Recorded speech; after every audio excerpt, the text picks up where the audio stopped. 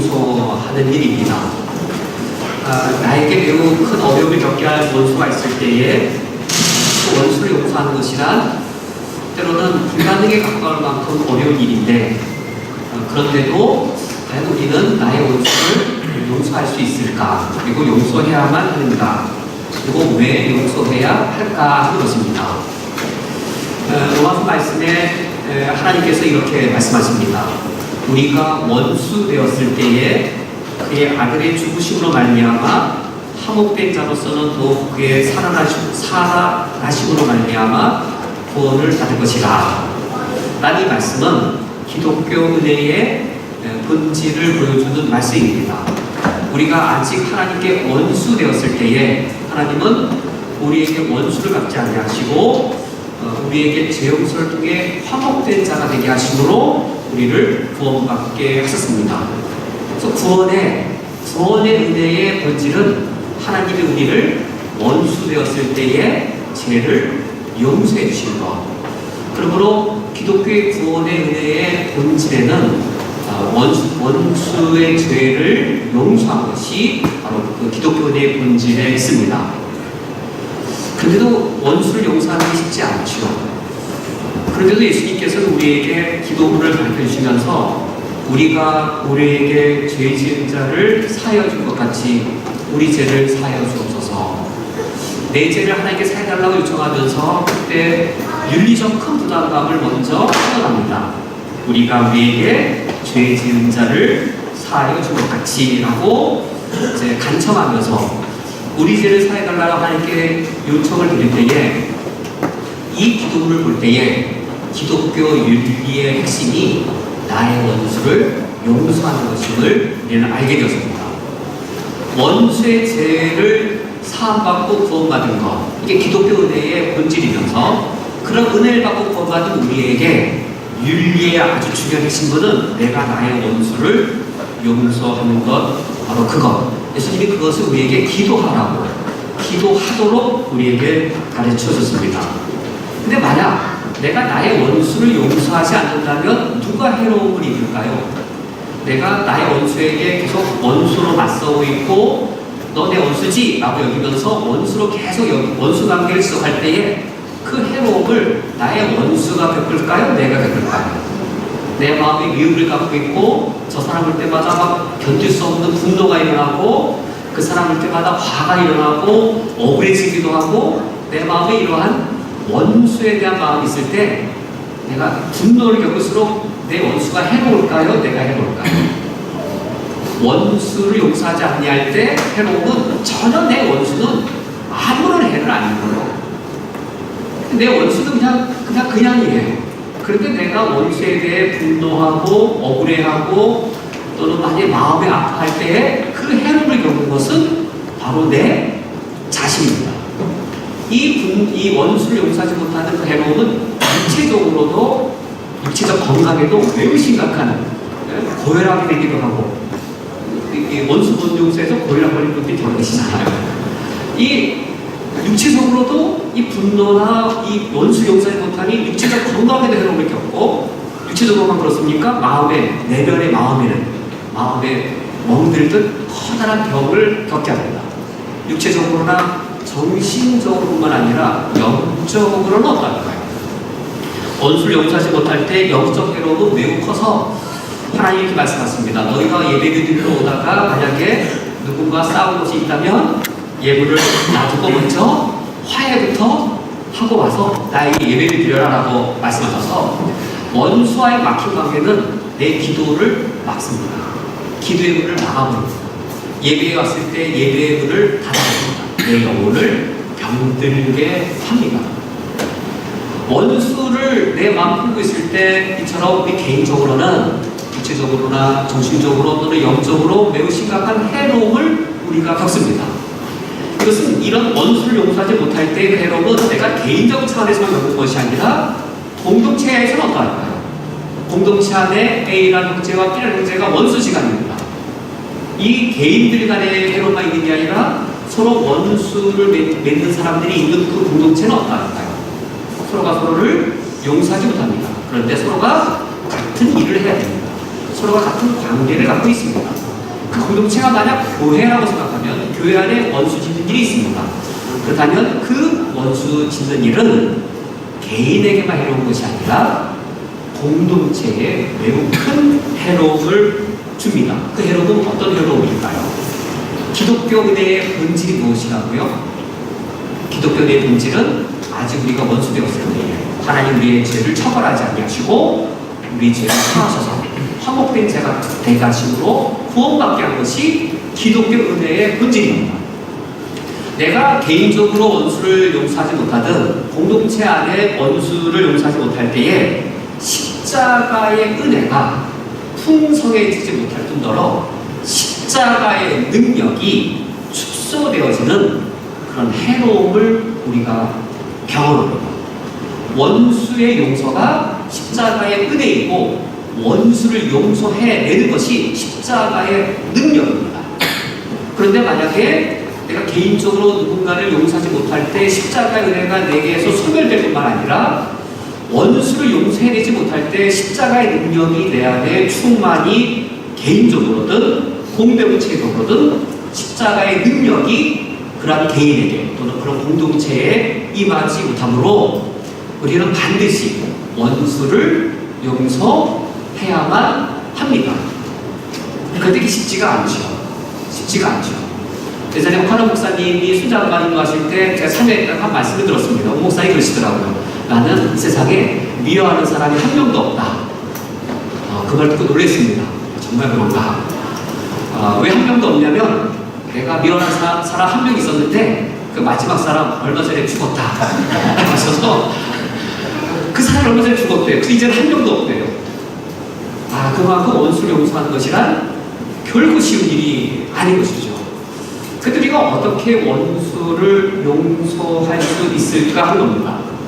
우리는 성부, 성자, 성령 하나님을 믿습니다. 성부 하나님의 역사심에 의하여 예수 그리스도의 십자가의 은혜에 의하여 보혜사 되신 성령 하나님의 도우심에 의하여 우리가 원수를 용서할 수 있습니다. 먼저 성부 하나님, 하나님의 선하신 섭리를 믿을 때에 우리는 하나님의 선하신 섭리를 믿는 그 믿음이 있기 때문에 원수를 용서할 수 있습니다. 우리가 지난주에 요셉에 대해 살펴봤는데 오늘도 요셉에 대해 이어 살펴보면 요셉에게 용서 못할 원수가 누구였을까요? 자기 인생을 악으로 괴롭힌 사람, 바로 10명의 형들이었습니다. 그 10명의 형들이 요셉에게 어떤 해로움을 끼쳤죠? 그를 노예로 팔아버렸습니다. 그 당대에 노예로 팔아버린 일, 정말 원수 삼을 만한 커다란 악인데 이 17살밖에 되지 아니한 소년의 인생을 완전히 망가뜨리는 그런 큰 일인데 그런 일을 요셉이 겪게 되었습니다. 요셉이 과연 그 형들을 용서할 수 있었을까요? 17살에 노예로 팔려가서 무려 10년, 27이 이를 때까지 그는 노예살이를 하게 되고 또 그 후에는 옥에까지 갇히게 되어서 무려 13년을 노예와 감옥 생활을 하게 되었습니다. 그때마다 이 요셉의 마음속에는 형들, 정말 용서할 수 없는 그런 원수처럼 느껴지지는 않았을까요?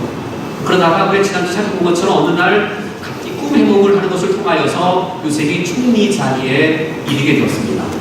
요셉이 7년 동안은 이 풍년이 또 7년 동안은 흉년이 될 것을 그가 예언하였고 흉년이 든 7년 동안에는 이제 그 풍년 때 저장해 두었던 곡식을 나누어 주어서 이제 이 흉년의 시기를 넘어가기를 제안했었는데 자기가 총리가 되어서 그 일을 이제 직접 하게 되었습니다.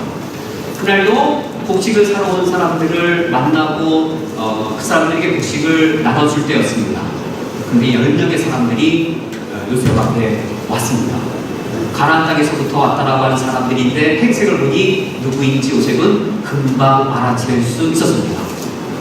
그들이 그 애굽의 높은 총리라고 하는 그 높은 신분의 요셉에게 무릎을 꿇고 절을 합니다.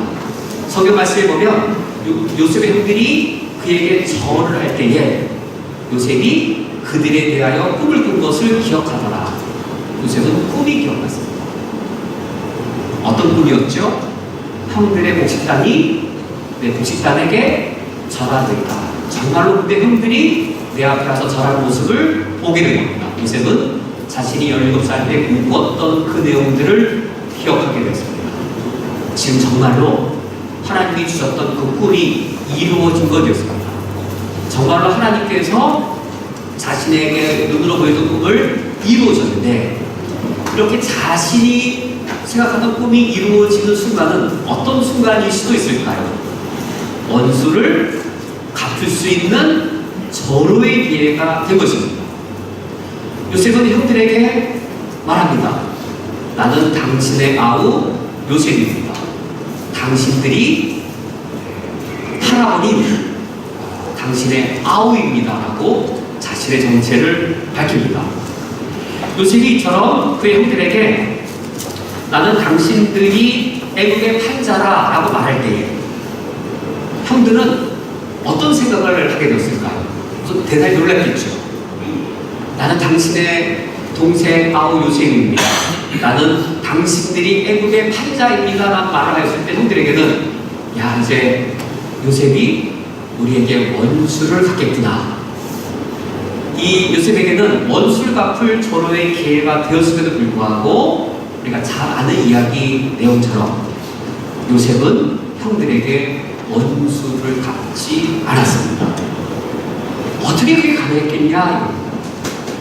요셉에게 형들의 원수 갚고 싶지 않았을 것입니다. 어떻게 그 일이 가능하게 되었을까? 우리가 오늘 읽은 본문에서 그 이유들을 발견할 수 있습니다.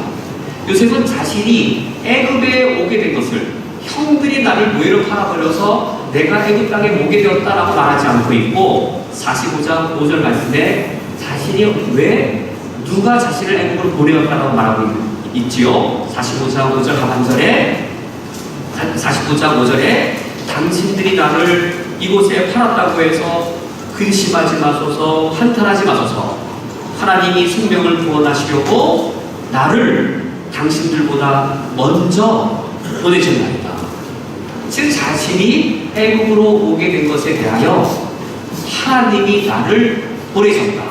하나님이 나를 보내시되 당신들보다 먼저 보내신 것이다 라고 말하고 있습니다. 이 사실을 7절에 다시 한 번 더 반복하고 있습니다. 7절 하반절에 당신들의 후손을 세상에 두시려고 나를 당신들보다 먼저 보내셨나니 라고 같은 말을 두 번 반복하고 있습니다. 그렇다면 요셉을 애국으로 보낸 이는 누구일까요? 8절에서 뭐라고 말하고 있죠? 그런즉 나를 이리로 보낸 이는 당신들이 아니요 하나님이시다. 요셉은 과연 무슨 사실을 근거로 이렇게 이야기한 것일까요? 정말 요셉을 애국으로 보낸 게 하나님인가요? 정말로 그러한가요? 사실로서는 어떠한 것이죠? 사실로서는 이 요셉을 애국으로 보내게 된 것은 형들이었습니다. 형들이 그를 애국의 노예로 팔아버린 것이어서 사실로서는, 실제에 있어서는 요셉을 애국으로 가게 만든 것은, 강제로 요셉을 애국에 있게 만든 그 장본인들은 바로 형들이었습니다. 그런데 이 요셉이 이처럼 말하는 것은 어떤 고백일까요? 이것은 신앙에 의한 해석입니다. 신앙에 의한 해석이에요. 하나님의 선한 섭리를 요셉이 믿는 것이었습니다. 형들의 악행이 요셉을 불행하게 만들었는가 하는 겁니다. 형들의 악행, 그를 노예로 팔아버린 형들의 악행을 하나님께서는 선한 섭리로, 형들의 악을 하나님의 선한 섭리로 막으셔서 형들의 악행이 요셉에게 불행이 되게 하지 못하게 하시고, 오히려 하나님은 어떻게 그것을 역전시키고 반전시킨 것이었습니까? 애굽의 노예 사이가 오히려 요셉의 꿈이 이루어지게 하는 그 반전을, 역전을 갖고 온 하나님의 선한 섭리였습니다. 요셉이 어떻게 형들을 용서할 수 있었을까요? 요셉의 인격이 탁월해서 가능한 것이었을까요? 요셉의 성품이 너무나도 넓어서 그 일이 가능한 것이었을까요? 요셉의 인격의 분량으로서는, 요셉의 넓은 아량의 폭으로서는 그의 형을 아마 분명히 용서할 수 없었을 것입니다. 만약 우리 인격 수준에서 내가 이 원수를 용서한다면 어느 정도 용서할 수 있으시겠어요? 100만 원 정도 띄어먹고 한 사람 용서할 수 있으시겠어요? 100만 원, 1000만 원은요? 우리 인격의 수준으로서는 용서 못할 그런 원수가 있죠. 지금 요셉의 이런 형들에 대한 용서는 자신의 인격 수준을 넘어선 것이었습니다. 자신의 인격만큼, 자신의 도량만큼 형들을 용서해야 될 것이 아니라 오히려 그것을 뛰어넘어서서 원수를 용서할 수 있었는데 무엇이 그것을 가능하다는 것입니까? 원수가 나에게 악을 행할지라도 하나님께서는 그 악이 내 인생을 불행하게 내버려 두시지 아니하시고 오히려 내 꿈을 이루게 하시는 하나님의 선한 섭리가 더 강하다. 원수의 악보다 내가 믿는 하나님의 선이 더 강하다라는 그 섭리를 자신이 믿었기 때문에 형들에 대한 용서가 가능했습니다. 그러므로 우리는 내 원수를 용서할 때 어느 정도까지 용서할 수 있을까요? 하나님의 선하신 섭리를 믿는 강도만큼입니다. 어느 정도로 강하게 내가 하나님의 선한 섭리를 믿느냐 하는 겁니다. 내가 하나님의 선한 섭리를 믿는 강도가 크면 클수록 그만큼 무엇이 가능한 거예요? 내 원수를 용서할 수 있는 분량의 크기가 정해지고 내가 하나님의 선한 섭리를 매우 크고 강하게 믿는다면 우리는 더 많은 분량으로 나의 원수를, 내 인격을 넘어서서, 내 인격 수준을 넘어서서 나의 원수를 용서할 수 있습니다. 이렇게 우리는 나의 원수를 용서할 때 성부 하나님의 그런 이 선한 섭리를 믿음으로 가능하게 됩니다. 뿐만 아니라 우리는 정말로 원수를 용서할 수 있습니다. 왜냐하면 예수 그리스도의 십자가의 은혜를 이미 경험한 자들이기 때문입니다. 우리는 하나님 아버지의 선한 섭리가 내 인생을 보호하고 있다는 것을 믿을 뿐만 아니라 그 선한 섭리가 이미 우리에게 경험된 게 있습니다. 하나님의 선하신 섭리가 예수 그리스도의 십자가의 구원의 은혜로 우리가 이미 경험했습니다. 경험했다는 사실이 대단히 중요한 것이죠. 이미 우리가 경험한 바요, 맛본 바여서 우리가 몸소 잘 알고 있는 사실입니다. 우리가 하나님의 선하신 섭리를 믿을 때에 원수를 내 손으로 갚아야 할까요? 내 손으로 원수를 갚으면 안 될까요? 악을 악으로 갚아도 될까요? 악을 악으로 갚으면 안 될까요? 로마서 12장 17절에 아무에게도 악을 악으로 갚지 말라. 악을 악으로 갚지 말라. 로마서 12장 17절에 악을 악으로 갚지 말라는 이 말씀은 구약 율법과 다른 개념입니다. 구약 율법에서는 악을 악으로 갚는 것이 정당했습니다.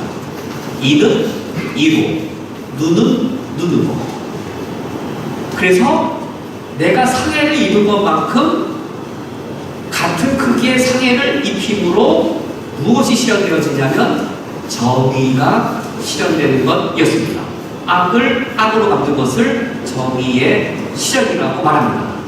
원수가 나에게 100의 해를 입혔습니다. 근데 내가 10밖에 못 돌려줬습니다.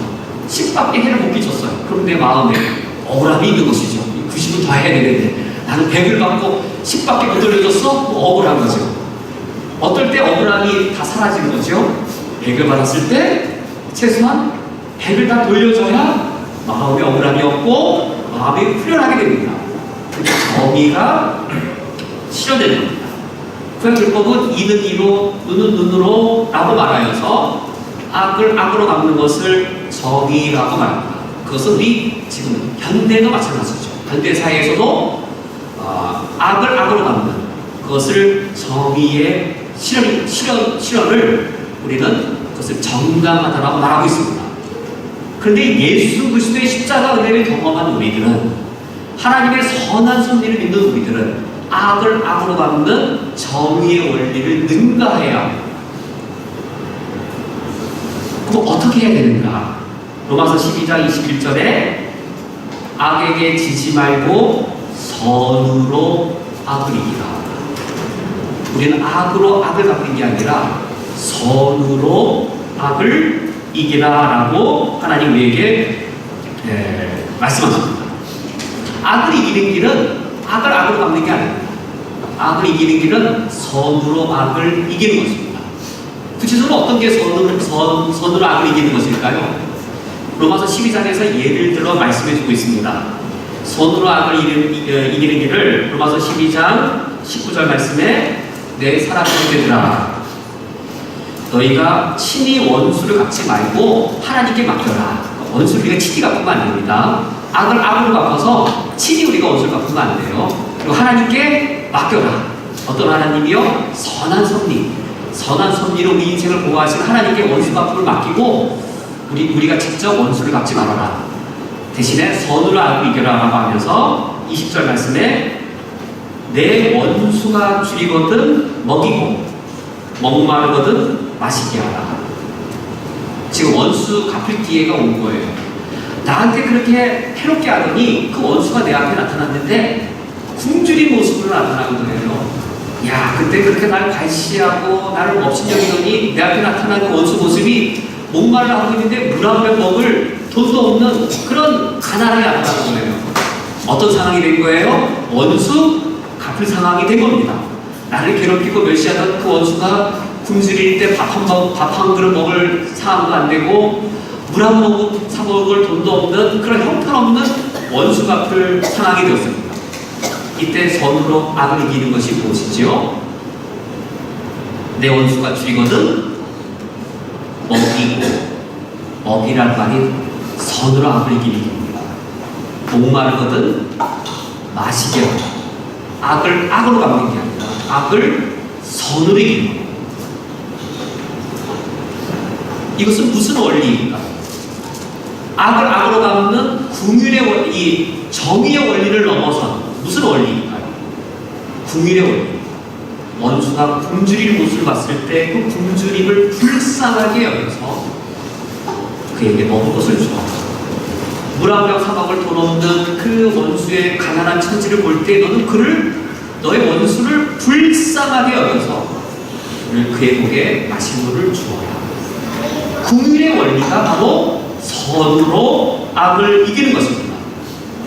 성경 말씀에 이렇게 비유하고 있습니다. 로마서 12장 20절 하반절에 그리함으로 내가 숯불을 그 머리에 쌓아놓으리라.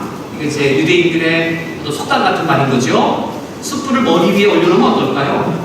얼굴이 덜게지는 거죠. 그 원수가 얼마나 부끄러웠을까요? 그 떡을 먹으면서 물을 마시면서 차라리 나를 괴롭히거나 나를 박대하면 차라리 마음이 편할지도 모를 텐데 오히려 나에게 선대할 때에 그게 그 원수가 나에게 지는 일입니다. 하나님께서는 우리에게 이처럼 다른 원리가 아니라 궁율의 원리로 이 선으로 악을 이기라고 말씀하셨는데 그것이 바로 십자가의 원리였습니다. 만약 하나님께서 나를 정의의 원리로 행하셨다면 원수의 용서가 아니라 무엇이었을까요? 우리가 죄인 되었을 때, 우리가 아직 원수 되었을 때에, 하나님께 원수였을 때 하나님이 정의의 원리로 우리를 다루셨다면 원수의 처벌입니다. 하나님 우리를 처벌하셨을 겁니다. 악을 우리가 하나님께 악을 행한 것처럼 하나님 우리에게 악으로 갚아서 우리에게 정의를 하나님이 신하셨다면, 하나님이 정의의 하나님이셔서 정의를 행하셨다면 죄인의 처벌과 그 죄인의 죽음, 그 죄인은 죽는 거죠. 근데 우리가 어떻게 생명을 얻고 우리가 새로운 삶을 살 수 있게 된 것입니까? 우리가 죄인 되었을 때, 우리가 아직 원수일 때 하나님 우리를 불쌍하게 여기셨습니다. 하나님은 우리 죄를 처벌하시는 것이 아니라 죄인이 우리를 용서하게 원하셨는데 그것은 정의의 원리가 아니라 궁율의 원리였습니다. 궁율의 원리가 선으로 악을 이기는 것입니다. 하나님께서 우리에게 원수를 용서할 수 있는 능력을 이미 우리에게 경험하게 하신 것이었습니다. 십자가의 은혜란 무엇이 십자가의 은혜입니까? 내가 하나님께 원수였는데 나를 용서하신 것이 십자가의 은혜였습니다. 십자가의 은혜를 누린 우리는 십자가의 능력을 행해야 됩니다. 은혜는 능력입니다. 은혜가 능력이 되게 됩니다. 십자가의 은혜를 경험하셨으면 십자가의 능력이 내 속에도 있어야 되고, 십자가의 은혜를 경험한 그리스도인이라면 나를 통해 십자가의 능력이 드러나야 됩니다. 그 십자가의 능력이 뭘까요? 기독교 은혜의 본질이 무엇이지요? 기독교 은혜의 본질은 원수의 용서입니다. 내가 저 원수만 보면 분노가 일어나고 억울함이 일어나고, 그때 요셉은 어떤 거죠? 요셉? 하나님의 선한 섭리가 오히려 내 상황을 반전시키고 역전시켜서 오히려 애굽에 가고 감옥에 가는 것이 오히려 하나님의 선한 섭리가 내 꿈을 이루게 한 것이었죠. 원수의 악행이 나를 불행하게 못 만듭니다. 우리 그걸 믿어요. 우리 그리스도인은 그걸 믿습니다. 정말 믿잖아요. 원수의 악행이 나를 애굽에 보낼 수 있을까요? 없을까요? 있죠. 원수의 악행이 나를 감옥에 가게 할 수 있을까요? 없을까요? 있죠. 그렇다고 요셉이 인생적으로 망했는가? 우리가 원수로부터 애국으로 노예로 팔려가는 일, 그런 억울함을 겪을 수 있습니다.